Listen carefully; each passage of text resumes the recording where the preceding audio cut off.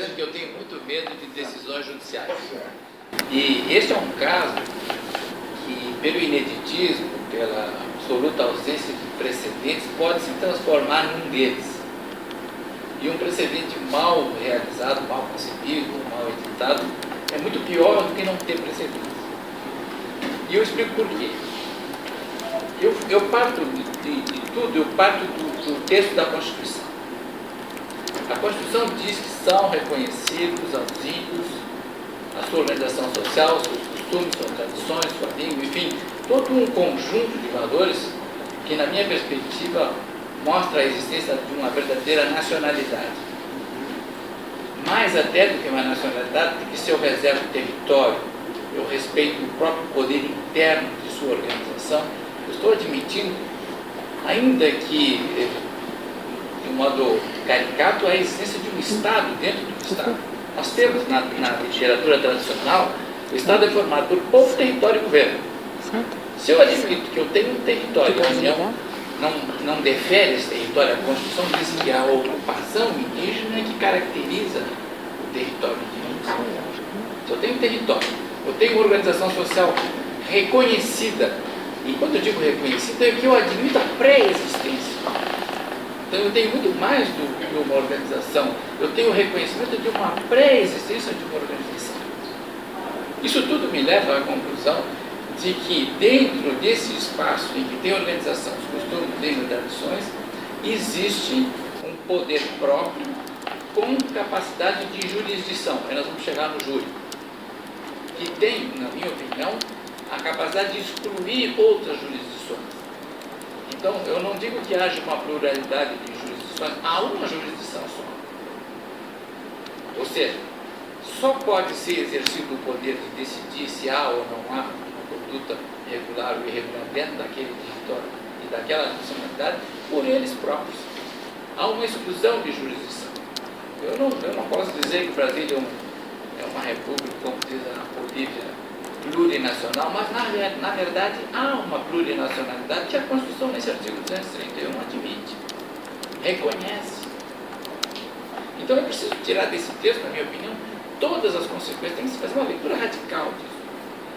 Se eu transpuser isso tudo para dentro dessa questão do júri, eu vou ter um dilema, vou ter um impasse. Eu não posso, como uma sociedade branca, com uma organização jurídica própria, e impor para uma outra sociedade ou uma outra organização os seus próprios valores, os seus próprios mecanismos.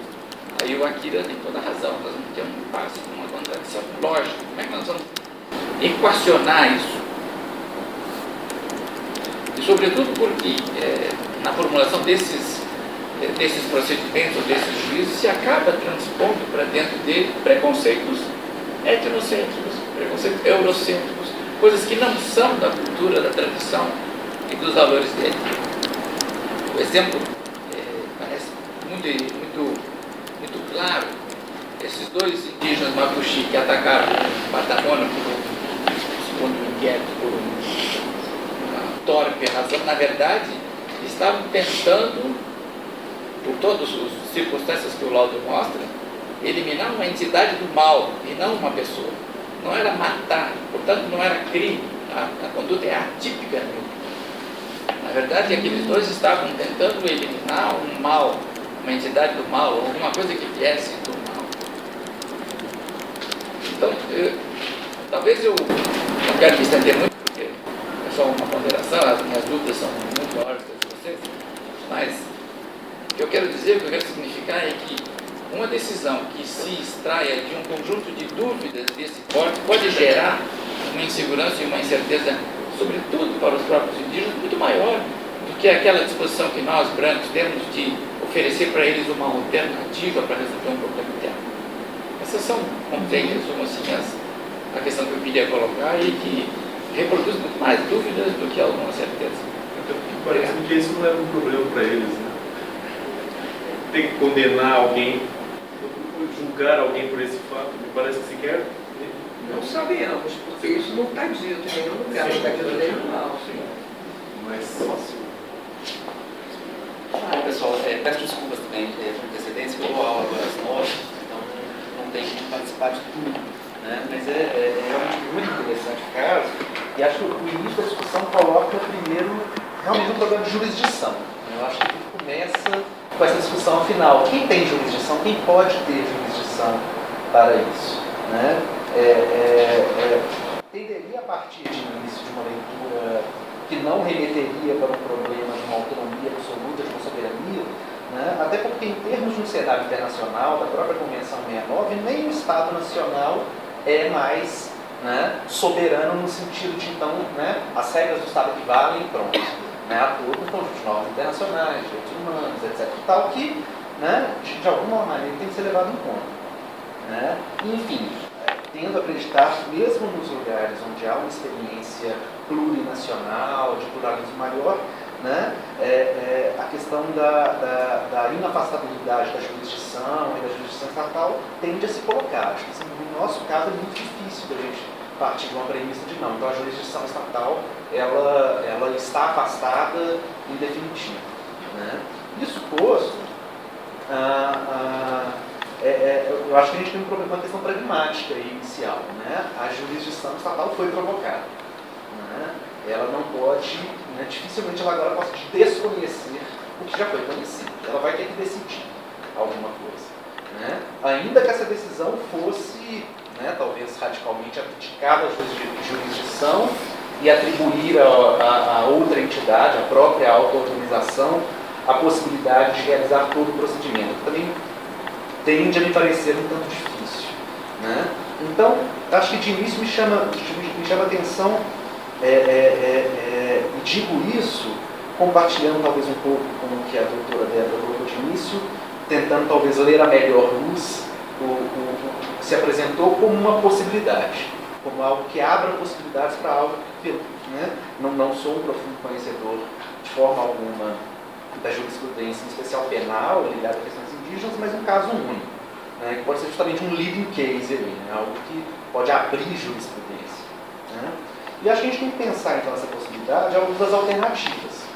Né? E acho que justamente à luz das alternativas é que parece algo, ao menos em parte, promissor. Né? Porque o Estado poderia, né, o juiz poderia, né, e aliás acho que é o que tem a ser esperado, proceder ignorando completamente as peculiaridades indígenas. Então, não, é um homicídio e tal, júri na cidade, convoca-se, né, e pronto. Né? O que eu acho que para todo mundo aqui tenderia a parecer uma má solução. Né? Então, eu acho que, né, comecei aqui agora, não tinha como ler todo o laudo, estava lendo, realmente é muito interessante, mas, diante da situação, eu vejo ao menos um potencial de uma institucionalização de uma prática interétnica, intercultural, né, e que justamente não vai responder nem simplesmente ao direito estatal no sentido tradicional, tampouco se restringir a uma jurisdição própria de um direito próprio, né, que até pelo que me parece aqui é pouco claro, pouco explícito em relação à existência ou não de uma normatização prévia interna que desse conta disso. Né? Então, é claro, os riscos são muitos. Né? E os efeitos colaterais, né, se isso vai causar mais cisão, como é que esses dois grupos, né, isso também é o que aparece. Né? Será que isso não vai virar uma disputa entre os dois, né, entre as duas etnias ali dentro? Né? E o júri vai refletir, na verdade, quem apoia um grupo versus quem apoia o outro, é isso. Né? Mas eu vejo aí uma possibilidade, né, de construção de um procedimento intercultural, interétnico, que realmente vai levantar inclusive isso. Né? Até que ponto dispositivos específicos do Código de Processo Penal podem ou não ser afastados diante dessa especificidade. Né? Isso está em aberto. Né? Me parece, a princípio, que, de acordo com o ordenamento jurídico brasileiro, inclusive se a gente pegar lá, né, o velho famigerado Estatuto do Índio, mas nesse dispositivo me parece algo recepcionado, né? Continua em vigor pela Constituição, né? A possibilidade dos costumes próprios dessa aplicação, reforçado pelo texto constitucional, pela própria 69, né? Enfim, de que um procedimento sui generis seja construído aí. Né? Agora, realmente, tudo isso parece estar em aberto. Né? Enfim, são apenas impressões que eu gostaria de compartilhar. Vou observar uma coisa que eu achei muito interessante no laudo, né? Porque a gente não pode reificar essa história, né, de cultura, de grupos que ficaram imobilizados no tempo e no espaço. Então, os habitantes da Raposa Serra do Sol, eles têm, ao contrário do Yanomami, né, quem trabalha com o Yanomami sabe disso, eles têm um contato com um entorno muito intenso e de longa data. Né? Então, a informação que o laudo nos dá, olha, eles não têm jurisdição, mas agora eles estão pensando em ter, porque nós estamos demandando que eles tenham. Né? Afinal, eu vi uma vez uma coisa escrita pelo M, em que, enfim, o problema surgia na hora que o pesquisador estava em campo, né? Em que ele colocava o problema. Então, é uma coisa assim, nós não podemos essencializar também a cultura como algo que ficou parado no tempo e no espaço. Né? E esse grupo se vale da nossa justiça. Posso comentar? Eu ia justamente nessa direção, eu estou meio escondida aqui, porque o Canadá tem uma história, em alguns aspectos, semelhante à brasileira, mas pela própria geografia também, em outros aspectos, bem diferentes. Né? Então, leste-oeste, muito diferente, lei sobre os selvagens primeiro, depois que a Inglaterra tomou posse, virou lei sobre os indígenas, e se estabeleceu o que o colonizador supunha que era uma lei indígena, se estabeleceu em todo o território indígena, que é a justiça que eles chamam de justiça circular, que cada um que seria uma acéfala, né, no sentido do ser um poder centralizado, e é o sistema de dar a pena. Então eu dou a minha pena, eu tenho, quando estou segurando a pena, eu tenho poder de fala e tal. E também a própria administração das reservas, né, que eles chamam de conselhos de bando. Até hoje a palavra é bando, que eles usam para as populações indígenas do Canadá.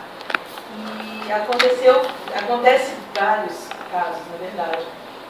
Acontecem, mas um específico entre mulheres inuit, o grupo inuit de Nunavut, que é a província ainda perto, assim, ou seja, território perto do Quebec, aqui bem ao leste, que casos de estupro. Casos de estupro que realmente existe, parece, uma grande dificuldade em entender, né, esse sexo não consensual em sociedades que não a nossa. Realmente existe essa dificuldade muito grande. E as mulheres inuits, elas eram obrigadas, justamente por esse princípio, a confrontar, fazer uma cariação com o seu agressor, e depois que, né, era feita essa cariação, ele pedia desculpas. Existe aí como não sei bem como seria um termo no direito para isso, mas eles entrariam como um acordo e essa pessoa continuaria vivendo na comunidade. As mulheres inuit, justamente porque não existe um essencialismo, porque existe uma constante modificação, porque as pessoas estão sempre influenciadas, né, pelo movimento mesmo das comunicações e das trocas constantes. Elas falaram, nós não aceitamos isso, nós não aceitamos viver com o agressor aqui dentro. Então, aí se passou a aplicar uma nova forma de justiça, que é da exclusão, que é muito comum em sociedades indígenas, pelo menos nas Américas, a gente encontra bastante, né? A pena maior que tem, né? Que acho que é bem assim, né? A pena maior é a exclusão total. E elas passaram a conseguir exercer esse direito. Então, acho que, fundamentalmente, quando a gente fala em pluralismo jurídico, é pensar no constante movimento, a partir de qualquer essencialismo. Eu acho que é o princípio essencial, realmente.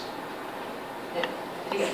Sandra, bom, eu li o laudo, assim, uma análise aprofundada, mas tem um item que é o item 2.2, os quesitos que ele vai respondendo, 2.2.2, que a questão é assim: em relação aos fatos descritos na denúncia, houve uma manifestação e ou julgamento por parte das autoridades legitimadas pela comunidade indígena da enseada.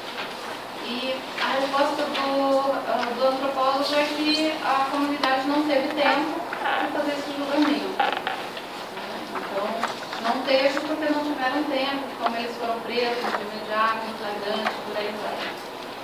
E o que eu, assim, colocaria, em particular, eu considero que essa estratégia, até mesmo eu não tinha lido a sentença de pronúncia, mas me parece aqueles processos etnofágicos, né, jurídicos, de incorporar e fazer uma integração sutil, de impedir, na verdade, até mesmo a construção de modelos próprios das comunidades sobre a solução dos seus conflitos. E aí eu perguntaria se o Ministério Público, né, poderia, ou em alguma circunstância, na verdade, exigir a paralisação do processo para que a própria comunidade fizesse o julgamento, porque esse quesito aqui é um ponto que eles estão considerando. Aí, se eles já tivessem responsabilizado, o que isso produziria de efeito para o julgamento continuar na justiça comum? Então, nesse sentido, se seria possível fazer uma intervenção nesse aspecto de caráter mais técnico, processual, já que o juiz, eu considero que, na minha percepção, eu sinto como etnofágico, no sentido de fazer uma integração sutil do indígena e tal. Mas, abriu, como a professora Débora mencionou, abriu uma fenda. Então, como é que é possível agora você ampliar essa fenda e realmente não apenas legitimar uma decisão no sentido, olha, os próprios indígenas julgaram ou condenaram, ou, enfim, não se sabe o resultado. Então, tem todos esses aspectos. E tem uma decisão, assim, de referência, que eu tive acesso a ela, que é de 2006, que foi o julgamento em Salta, na Argentina, em relação a uma etnia, que chama o Iti, em que o tribunal considerou, acho que até eu comentei com você à época, como delitos culturalmente motivados. Então, esses delitos culturalmente motivados, nessa decisão em particular, levou à redução da condenação à pena, justamente por considerar os costumes e como aquela comunidade, aquela pessoa que era acusada, ela se envolveu naquele ato, né, que no nosso direito ocidental foi considerado crime. Então, essa é uma decisão assim que eles estão, né, que é de 2006, mas desconhecida, eu tive acesso também por acaso, e promove essa abertura. E aí eu perguntaria se nesse quesito 2.2.2 aí não seria possível o Ministério, não sei, estou só colocando possibilidades de ampliar o que o juiz tentou fazer e mudar a vertente, realmente promover uma abertura para a dimensão pluralista nesse sentido, já que ele quer incorporar. Mas essa decisão da Argentina é tudo menos pluralista, né? Ela sim, com certeza. Ela está abrindo aí, abrindo uma fenda aí, para onde ela vai. Essa situação da Argentina, a gente já teve vários casos. Só não está com essa nomenclatura que você utilizou, mas todas as situações em que a gente promove a revisão de um laudo pericial antropológico é para exatamente ter esse resultado. E temos uma quantidade de decisões nesse sentido muito grande, muito mais do que a gente supõe, entendeu? Principalmente no sul, centro-sul do Brasil, muito grande. Eu só quero aqui só também fazer uma interferência pontual muito rápida, porque eu me perco assim, com essas, sabe, falando muito. Mas assim, é preciso a gente prestar atenção ao laudo, né? Porque o laudo, ele é um pouco diagnóstico de como esse fato se apresentou à comunidade. Então, eu pergunto, Sandra, você agora exigir do juiz, né, que a comunidade tenha tempo para fazer justiça, né? Isso é culturalmente adequado? Isso eu pergunto para a antropologia, né, a partir do que diz o laudo. Né? Porque o laudo diz, não tem essas autoridades distinguidas para aplicar a justiça. Não tem um sistema de justiça. Enfim, então, culturalmente adequado nós chegarmos para um grupo e falar, agora vocês têm que ter, porque é legal a convenção 69, deu autonomia, a Constituição deu autonomia. Né? É isso que a antropologia tem que responder. Você deixa eu falar também, nosso comentário. estava pedindo para falar faz tempo. Meu nome é Alexander Rocha, sou aluno da Universidade Federal do Acre. Inclusive, parabenizando aqui com esse workshop. Eu vou pedir que fale um pouquinho mais alto também, para eu ouvir melhor. Estou feliz por estar presenciando, participando desse workshop, porque é um assunto que me interessa. Inclusive, nós, através do PIBIC, estamos iniciando uma pesquisa da situação prisional de indígenas em região de fronteira, no caso do estado do Acre. E eu acho que isso vai complementar muito os estudos, enfim. Tem algumas observações a dar. Por exemplo, surgiu aqui a questão da preocupação, inclusive deu-se no caso a questão do possível estupro ou não, em que houve a decisão feita através da decisão estatal, né, acionando o Estado, em que no final pode ter ocorrido até o objetivo, que seria ali julgar e obter a justiça, porém na comunidade a vítima ficaria isolada. Seria uma das preocupações, seria o que? Houve um julgamento, foi acionado o Estado, porém, apesar de ter sido sentenciado, ter tido uma decisão, abriu-se uma lacuna, gerou uma lacuna nessa questão da realidade social da vítima. Seria essa preocupação que ocorreu. Como a mesma preocupação que eu estou atrelando também, por exemplo, será que essa decisão vai contemplar as partes, os grupos, as etnias envolvidas, de que forma vão ser escolhidas? Aí traz a questão também da professora Débora, que ela fala, será que estamos induzindo de forma não natural a formatação de um modelo jurídico deles para a resolução desse tipo de problema? Ou, aí eu ponho, ou será que na verdade o juiz ele pensou que poderia gerar uma lacuna e essa preocupação em que ele se demonstrou para poder formatar ou formar esse tribunal de júri composto por essas etnias ou representantes desses grupos? Aí eu fico pensando, será que na verdade é uma indução não natural que pode conter até mesmo uma questão da tradição, porque eles não vão estar fazendo um modelo jurídico próprio, eles vão estar sendo induzidos externamente por meio do Estado? Ou será que na verdade é uma preocupação que o próprio juiz ele teve para que não se gerasse essa lacuna e que não ocorresse o não reconhecimento da própria comunidade com relação à decisão dele? Ou seja, ele pode estar preocupado que não haja reconhecimento da comunidade e, por isso, solicitando essa possibilidade da formatação de um tribunal de júri composto por representantes dessas etnias. Então, eu não saberia, eu gostaria de levar esse programa para vocês. Porque, por um lado, pode ser uma edição não natural, mas, por outro lado, ele pode estar tendo a preocupação do que foi constatado, dessa lacuna que pode ser gerada. Talvez isso possa permitir, no sentido de tradições, mas também possa ser uma forma de estar à frente, ou de vanguarda, para possíveis precedentes que possam abrir, mas, como foi falado aqui, pode se prejudicar. Eu queria saber o que vocês acham. Eu tenho para mim que pode ser uma preocupação para que não seja gerada essa lacuna. Mas eu gostaria de ouvir de vocês. Né? Eu queria fazer uma observação assim, da perspectiva antropológica. Bom, duas coisas. Primeiro, a eventual intenção do juiz de mapear a lacuna pode não ter efeito nenhum na linha do que ele gostaria, digamos, se essa for a intenção, se isso não se der num processo bem articulado com a perspectiva dessas etnias, desses grupos. Uma observação que o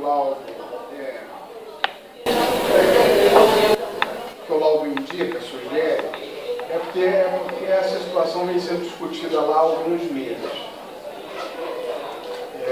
Bom, isso significa que, embora pelo menos nós aqui não temos condições de dizer, digamos assim, de ter uma visão boa da recepção da ideia do júri, né, entre essas populações como um todo, há evidências no laudo de que isso vem sendo negociado, né? Embora a gente não possa discutir muito a qualidade disso, a gente não tem material para isso, mas essa é uma referência importante. Eu acho que uma preocupação interessante de se cobrar sempre das instituições de justiça, de uma maneira geral, judiciário, Ministério Público, etc., é que haja, digamos assim, que se faça um esforço de ampliação do protagonismo, na falta de melhor palavra, indígena. Eu acho que não é possível ter uma receita de quanto é bom em cada caso, em cada circunstância, por várias razões. Mas eu acho que déficit de protagonismo sempre sugere um processo autoritário, numa situação desse tipo, e acho que as instituições de justiça, uma observação como o Manuel fez no início, eu acho que ele tem razão da preocupação com o precedente, não permitir, não sei se isso é possível, né, que a decisão se transforme num precedente dentro de uma receita. Porque eu acho que esse protagonismo, que é importante em todos os casos, pode ser muito diverso. Porque nesse caso em particular é uma questão complicada para evitar a atuação das instituições de justiça nacionais. Nós vamos olhando para o outro lado. Nesse caso, pelo que é descrito no laudo, eles foram presos em flagrante e não houve não houve uma procura da comunidade, das instituições, mas em muitas circunstâncias há. E quando há, é muito complicado as instituições não reagirem. Daí traz uma série de outras complicações. Eu acho difícil pensar num modelo ideal ou numa situação ideal, mas não é difícil, eu acho, ter a preocupação de cobrar sempre uma ampliação do protagonismo das comunidades. Uma outra questão que ficou muito nas entrelinhas aqui, e que é bastante complicada, é que vamos supor que o resultado seja a condenação. Prisão é um problema para a sociedade. Não é um problema, eu também acho. Mas nessas comunidades é quase uma condenação à morte. Eu talvez possa estar exagerando um pouco, mas eles não, mas em geral não existem discursos, digamos assim, nessas populações que deem uma justificativa e que deem um sentido para esse estado de prisão. Então, eu também acho que qualquer que seja o resultado, o que fazer com o resultado, qualquer que ele seja, é uma outra área onde eu acho que tem que ter um protagonismo também. Eu acho que seria adequado, digamos, aplicar o nosso código, que traz uma série de questões que eu também não sei bem como resolver, mas o nosso código penal tem um potencial assim, destrutivo muito grande nessas comunidades. Não só nessas comunidades, mas todas as comunidades pobres. Deixa eu só falar, lembrar só um episódio enfim, por que eu vejo isso de maneira positiva como exercício que nós fazemos pouco? Porque se não fizermos, nós não vamos saber. Nós não vamos, eles não vão, porque isso é um exercício dos dois lados, né? Ela vai se lembrar disso, que nós impetramos com habeas corpus perante o Supremo Tribunal Federal, no final da década de 90, em favor do coordenador do CIR. O CIR é o Conselho Indigenista de Roraima e, na época, o coordenador era o Marco Chico Jerônimo. Tá? O que aconteceu? Nesse processo da disputa territorial da Raposa, uma estratégia do Estado, que agora está sendo replicada por essa Comissão da Agricultura, por essa bancada ruralista no Congresso, era fazer CPIs contra os índios de Roraima. Então, eles chamavam assim o Davi e falavam: você não é brasileiro, você vive no exterior, você é um bandido. E acabavam com os indígenas. E eu fui chamada, eu estava num casamento, saí às 4 horas da manhã para ir para Roraima, quando eu descobri que essa CPI estava lá. E aí, quando eu cheguei, eles estavam, mais uma vez, desancando o Davi. E uma das pessoas que eles queriam ouvir era o Jerônimo do Ciro. Cheguei aqui em Brasília, conversei com ela, falei: será que a gente não consegue entrar com habeas corpus, como cidadãs? Porque só quem pode atuar no Supremo era o Procurador-Geral, na época era o Prindeiro. Vamos entrar com habeas corpus. O relator dele foi Pertence. E aí, a tese suscitada, ela era o seguinte: a CPI, se ela quer ouvir os índios, ela tem que ir na área indígena, em horário combinado com eles e com a intermediação antropológica. Foi um ajuste que a gente achou razoável na época. Né? A gente vai dizer: bom, uma CPI em área indígena, que absurdo, né? O que a CPI está fazendo em área indígena? É culturalmente adequado? Como é que vão ser perguntas e respostas? Tem uma porção de indagações, né? Mas são os experimentos que a gente faz, né? E eles também. Para eles foi uma coisa interessante, porque era tirar o peso de ser conduzido coercitivamente, que era a ameaça que pairava, né? Então, nessa perspectiva aqui.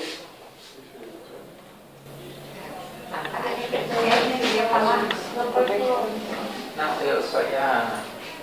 Boa noite. Eu ia só mencionar uma decisão do próprio juízo de primeiro grau em Roraima, que é a 302 de 2010, se não me engano, que declara que inexiste para o Estado o poder de punir numa situação semelhante. Um indígena de uma comunidade matou de outro, um irmão, inclusive era irmão dele, matou, e o irmão pertencia a uma outra comunidade. E aí essas duas comunidades chegaram a uma série de penalidades, entre aspas, né? E aí o Estado, quando foi instado a se manifestar a respeito disso, disse que não existia para o Estado brasileiro jurisdição, né? Que eles já tinham resolvido o conflito internamente. Então, eu até menciono na dissertação que eu faço que ela é paradigmática nesse sentido. Ela declara a inexistência do poder de punir do Estado em face de uma resolução de conflitos dos indígenas. Até estranhei quando a professora mencionou que ia haver esse júri, né? Porque eu achei que o Roraima podia reprisar essa decisão do primeiro grau. Mas essa decisão, esse caso, porque o princípio foi não punir duas vezes pelo mesmo fato, a proibição do bis in idem, né? Está referido no laudo. É o mesmo juiz, inclusive. É o mesmo juiz, né? Da segunda decisão é o mesmo. Da segunda decisão porque já teve duas decisões lá. Porque teve o primeiro júri em Roraima também, que agora o fundamento é isso. O direito, a gente usa das nossas regras de direito estatal, dos nossos princípios, de não cabe a jurisdição nesse caso, por isso. Né? Mas é uma coisa que eu acho diferente, né? E que a palavra que você usou, protagonismo, que talvez não seja melhor, mas é que a Sandra também acabou levantando, é que, na verdade, aqui o laudo não diz que não houve tempo, né? Diz assim: com as devidas ressalvas com relação à existência de autoridades legitimadas, como o evento se deu na sede do município, os acusados foram presos em flagrante, não houve procedimento de julgamento na comunidade iniciada. Não houve, né? Nesse que você está dizendo, houve um procedimento. Então, o que eu sinto aqui e o que eu não gosto dessa decisão do juiz é porque eu não tenho nada que me diga que veio uma demanda dos indígenas. Tá? Então, ele está... Tudo bem, mas acontece que ele está colocando um problema para eles. Entende? É isso que eu acho que não está certo. Você acha que é pior do que deixar eles se submetidos a um júri comum dentro da cidade, com jurados recrutados em Boa Vista? Não sei, mas desse jeito, ele está criando. Porque quando nós estivemos lá, o Jaci já tinha concordado, e diz que a Joênia também já tinha concordado. Isso depois do Edson Damas ter ido lá na comunidade não sei se ele chegou aí para Maturuca, ou foi só o Iramutã, e aí na volta ele teve um acidente que quase levou à morte, eu nunca tinha visto, o pulmão virou, né? Aí aconteceu não sei mais o que, e os índios começaram a ver isso como uma outra manifestação Do Canaimé, né? E, bom, agora, para minha surpresa, porque já estava até o dia marcado do júri, eu falei para o TEDNE que eu queria que o TEDNE incorporasse até né, vamos dizer, esse fato aí na dissertação. Quando você falou... Mas está marcado já o júri também. Sim, mas estão em assembleia, está marcado, mas eles ainda não deram uma decisão. Se vão participar ou não. Se vão participar ou não, né? Mas é isso que pende de decisão? Não, A na decisão verdade é como não. participar, não é? Pelo que eu entendi, a decisão é como vai ser a... Se é público se é público ou não. Eles vão participar, mas... Isso está certo que vão isso. participar. Vão, só que qual vai ser a publicidade do evento? Depois que eu divulgo, mandei uma mensagem para o Ronaldo, com comentários parecidos com o que eu fiz aqui, em alguns aspectos. E eu também perguntei para ele, que era uma dúvida que eu tinha, se sabiam responder em que medida esses grupos, essas etnias, estavam entendendo adequadamente o processo. Ele me respondeu dizendo que não há muita clareza sobre isso, mas que há muitos indícios de que, digamos assim, de que essa negociação se dá com um mínimo de compreensão deles, embora ele não se sinta em condições, o Ronaldo, nesse momento, de dizer que é uma coisa plenamente, digamos assim, dominada por eles, compreendida, mas, enfim, o Ronaldo me disse que ele aqui, inclusive, mas quando você falou que não conseguiu recurso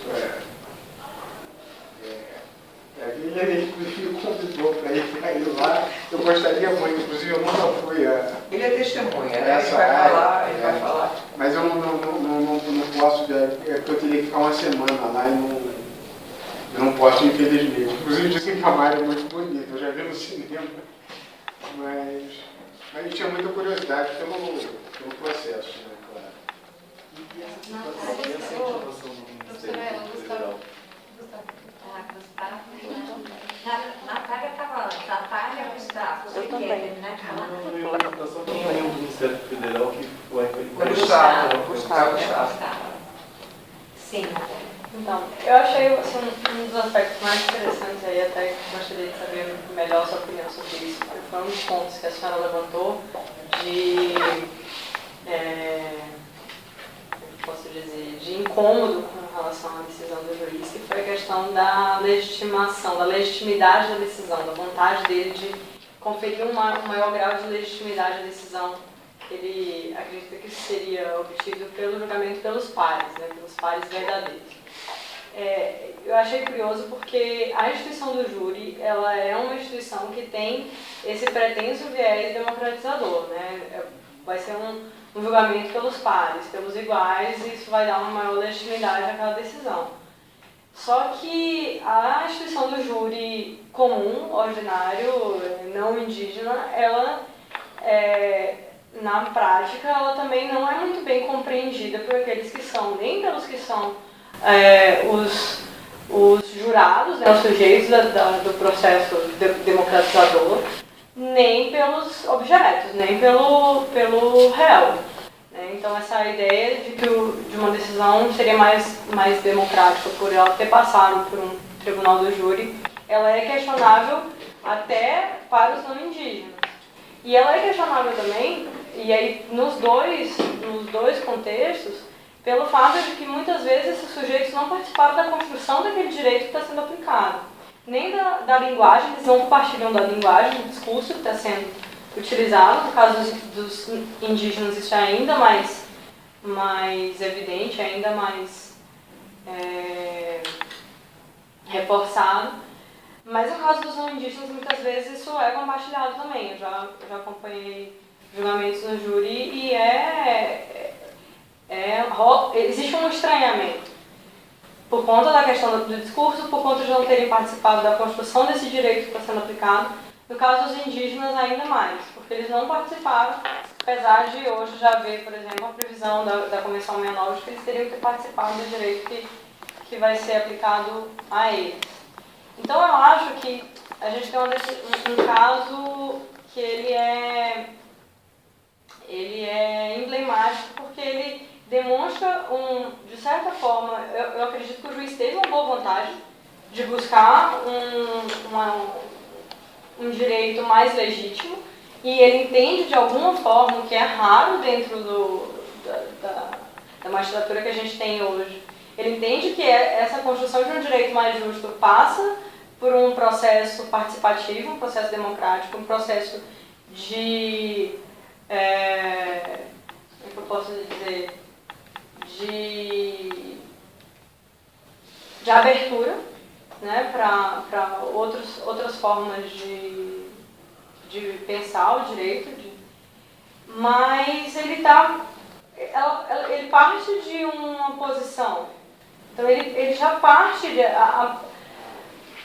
para mim assim, a mesma questão da Convenção 69, assim, que ela, como é que você não pode pretender traduzir o direito de consulta dos povos indígenas, o direito de participação, dentro dos modelos que a gente já tem estabelecidos no nosso direito.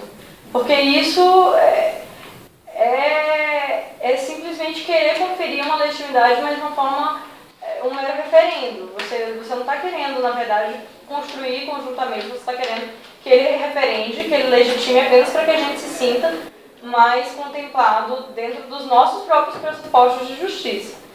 Então, eu acho que um dos caminhos para a gente desvendar esse caso, seria julgar a partir do nosso direito mesmo, que seria o que o Manuel tinha proposto, de considerar a típica conduta, porque para o nosso direito, quando a gente considera aquela normatividade deles de que aquilo não seria injusto, a gente acha que aquilo é atípico. Deu para entender? Mais ou menos. A gente acaba se apropriando de um componente normativo deles não jurídico, né? Na verdade é jurídico, mas não positivo, mas julga a partir do nosso próprio instrumental como algo atípico. Ou então, já que ele resolveu aplicar todo o arcabouço procedimental, eu acho que um dos caminhos seria sair pela principiologia da Convenção 69. Então, por exemplo, na questão da escolha dos jurados, eu acho que a escolha dos jurados ela tem que ser, a melhor forma seria, com base na Convenção 69, que os próprios indígenas indicassem livremente a forma como eles vão ser representados nesse corpo de jurados. Não o juiz determinando que vão ser metade de uma etnia, metade da outra, porque de repente a própria proporção, a própria relação de poder entre eles não é algo meio a meio. Outra questão, eu acho que seria interessante a gente pensar em uma forma de um processo decisório que não fosse o nosso processo decisório, não fosse, por exemplo, o processo majoritário. Se os indígenas entendessem que eles deveriam decidir por consenso, que se reconhecesse fazendo meio que... Eu não acho que isso geraria nulidade, porque eu não acho que haveria prejuízo. Construir um procedimento e com Isso, exatamente. A partir do momento que nós vamos fazer dessa forma, construímos com ele. Exatamente. Eu acho que teria que ir além. Eu acho que inclusive a pena tinha que ser. Exatamente. Isso que eu ia. A pena de prisão não me parece que seja adequada.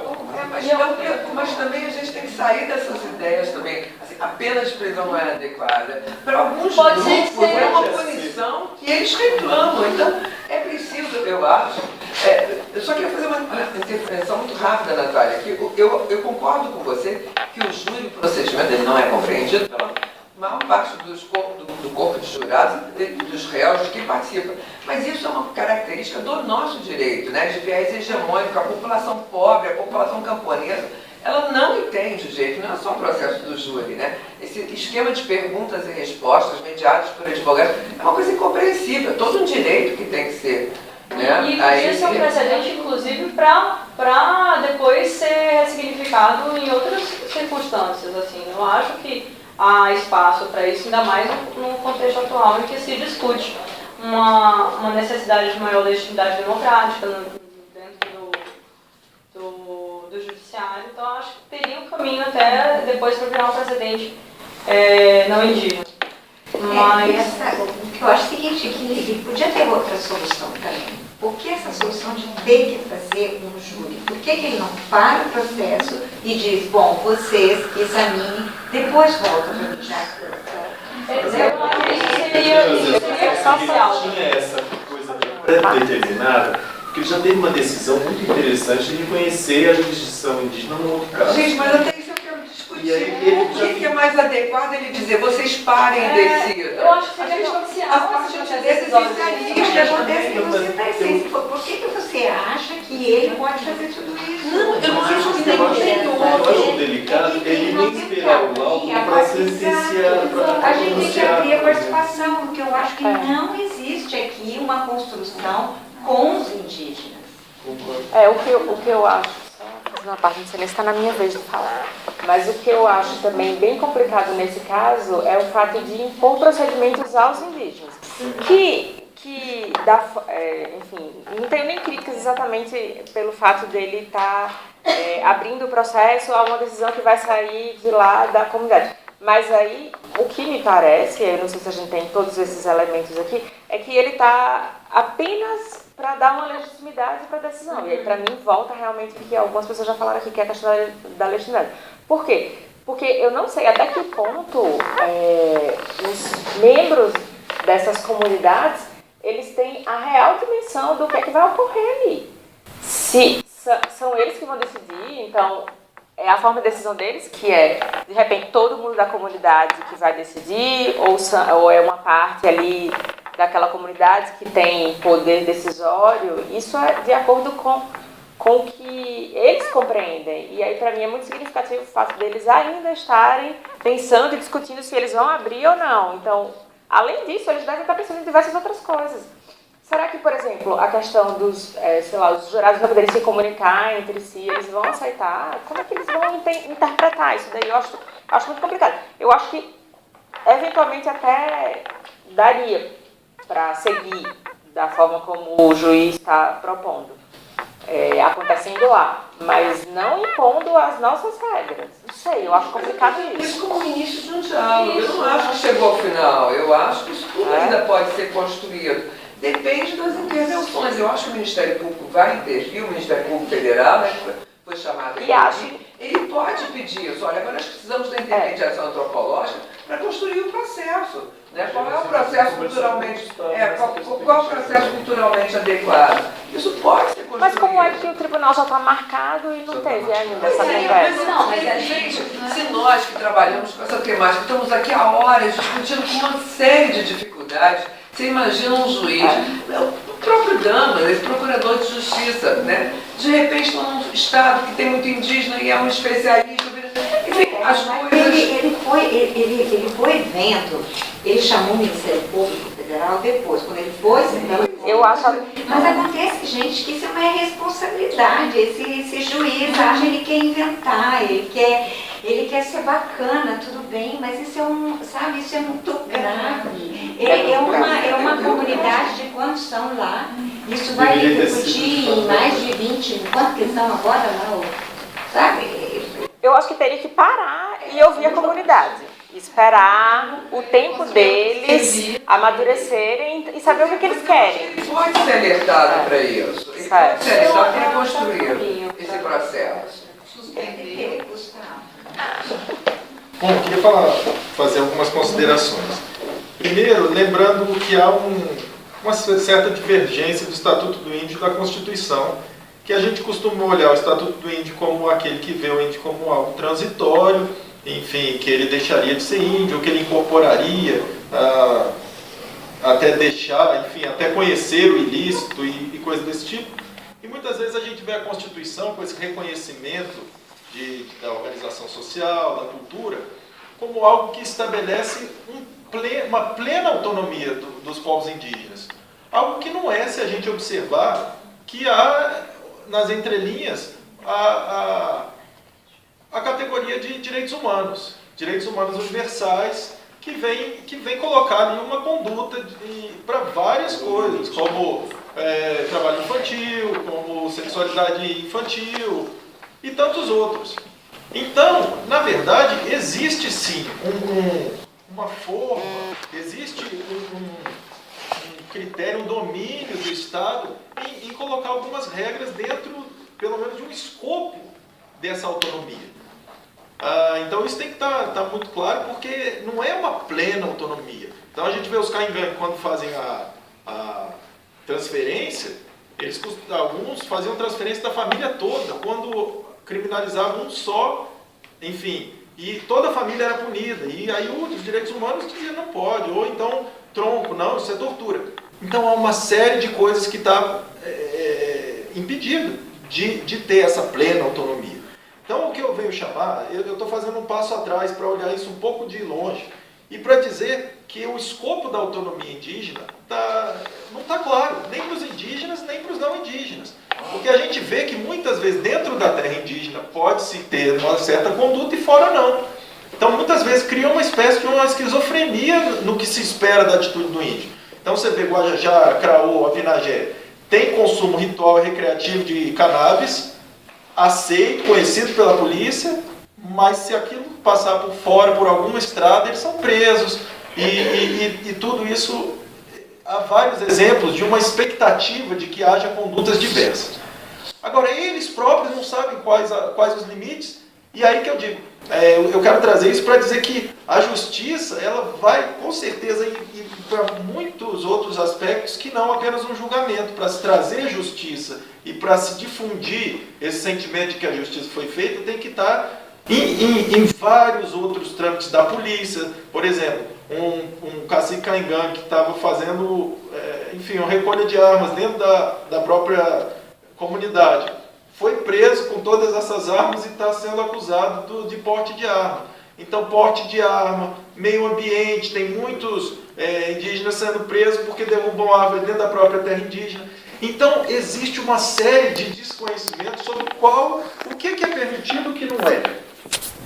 Qual é essa autonomia? Então, eles vão julgar lá dentro, eles são aptos a julgar. Mas muitas vezes eles não são aptos a terem polícia, que é o caso dos Ticuna, que queriam oficializar a polícia Ticuna no Alto Solimões e que tem uma dificuldade. Do outro lado da fronteira, com outros parâmetros legais, podem ter a guarda Ticuna. Do lado de cá eles chamaram de milícia.